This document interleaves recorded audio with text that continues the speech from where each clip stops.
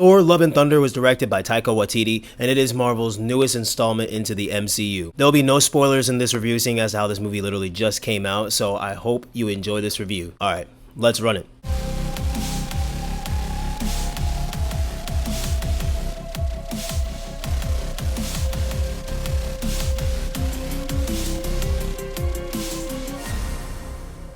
What's up everyone, welcome back to the channel. It is much appreciated that you're here. Any kind of support is awesome. Going into this film, there are several comics that particularly pertain to this, some of which include Asgardians of the Galaxy, Mighty Thor, and God of Thunder.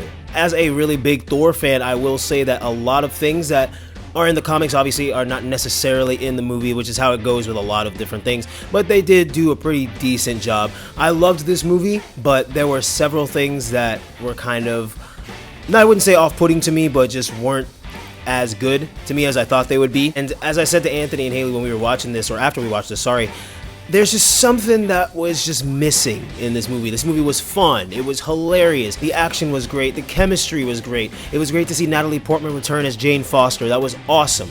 But there's just something that was really lacking here. Like I can't really put my finger on it, but you would have to watch the movie and see. I've seen where people have said that this is one of the best Thor movies or the best Thor movie, and I will say that it is one of the best ones, but it is not the best one. Ragnarok is still at the top for me, then this one, then the first Thor, and then Thor: The Dark World. So the basic gist of the story here, Gorr the God Butcher is basically what it says. He is the God Butcher, and obviously, like I said, I'm not gonna spoil anything, I'm not gonna give too much details. He's actively seeking to eradicate gods from the cosmos based off various events that have happened to him. Also in this movie, we have one of the main storylines from Mighty Thor, the comic, which is Jane Foster, unfortunately suffering from cancer. She connects with this entity, which is Mjolnir, Thor's old hammer, and gets the power of Thor. What sucks is in the comics, unfortunately, when she takes on the mantle of Thor, it actually increases her condition and doesn't really help because it is a strain on her body. So as I said, overall, this movie was pretty darn good, man. I saw that where some people said that the comedy was like a little too much, and then it was a little bit more like Guardians of the Galaxy 2, which if you've seen Guardians of the Galaxy 2, it's a good movie.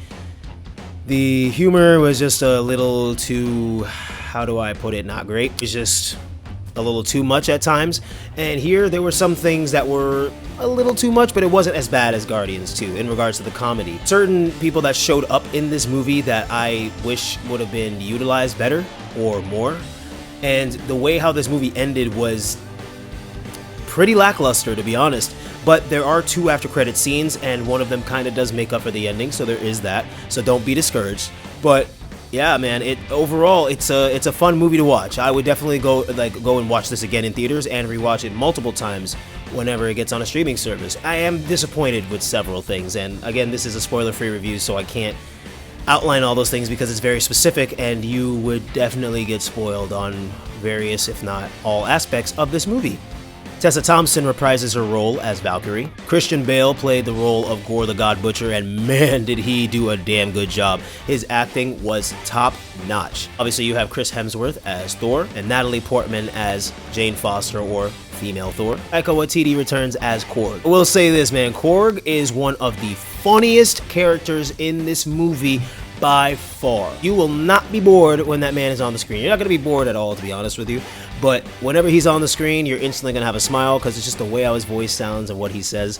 It was just beautiful, man. Absolutely beautiful. The cinematography was great. I love the way how they made everything look. I love the incorporation of various characters and various things throughout the movie. The CGI looked pretty good when it came to obviously certain fights and various things that happened in the movie. But as I said earlier, just lacking something, man. Just lacking that certain something to just take it to the next level. If I were to compare this to the Doctor Strange movie, Multiverse of Madness, just because it's a newer Marvel movie, I would have to say that I like this more.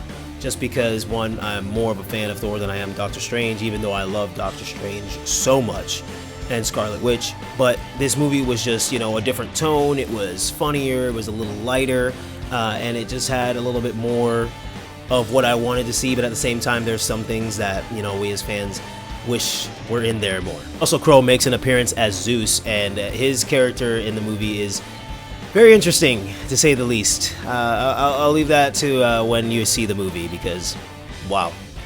But thanks, guys, for stopping by. I appreciate it greatly. If you aren't subscribed to the channel, please hit that subscribe button and the bell next to it so you can get a notification anytime there's a new video. Alright guys, thank you. Until the next one.